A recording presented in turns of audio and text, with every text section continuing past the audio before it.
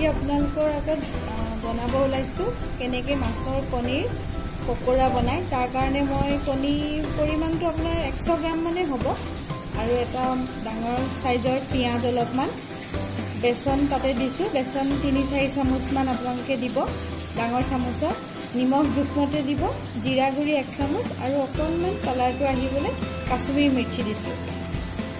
আৰু লগতে পকোৰাটো যাতে ভাঙি নাযায় তাৰ কাৰণে মই পিঠাগুড়ি 1 চামুচ দি দিলোঁ আৰু জলকীয়া কেইটুকুৰামান দি দিলোঁ। অলপমান পানী দি ৰেডি কৰি ল'ব লাগিব মিশ্ৰণটো গোটেইখিনি। মই অকণমান কমকৈ জলকীয়া দিছোঁ যিহেতু মোৰ ঘৰত সৰু ল'ৰা ছোৱালী আছে, গতিকে আপোনালোকে জলকীয়াটো আপোনালোকৰ মানে সুবিধা অনুযায়ী দি ল'ব। যদি সৰু ল'ৰা ছোৱালী আছে ব্যৱহাৰ নকৰিব, আৰু যদি ডাঙৰ মানুহে খাব পৰাকৈ আছে আপোনালোকে খাব পৰা সুবিধা মতে আপোনালোকৰ সুবিধা অনুযায়ী জলকীয়া মছলাখিনি দি দিব।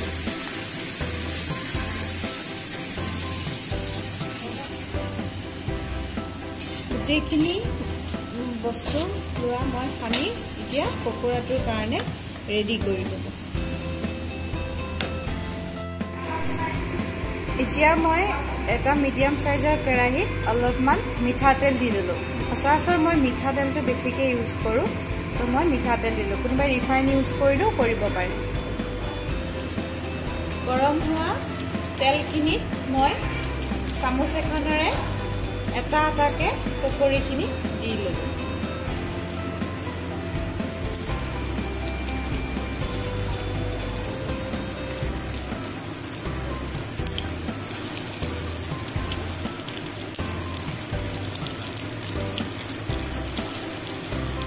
আপোনালোকে জুইটো অলপমান কমাই ল'ব।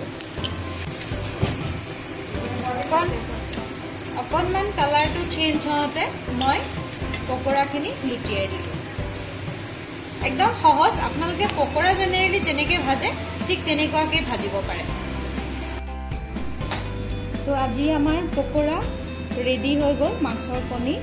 আপোনালোকে এনেকৈ সহজতে ঘৰত বনাই চায়ে চাগে সকলোৱে, কিন্তু তথাপিতো মোৰ মতেও আজি বনাই চাব। খাই ভাল লাগিছে, আমাৰো ভাল লাগিছে।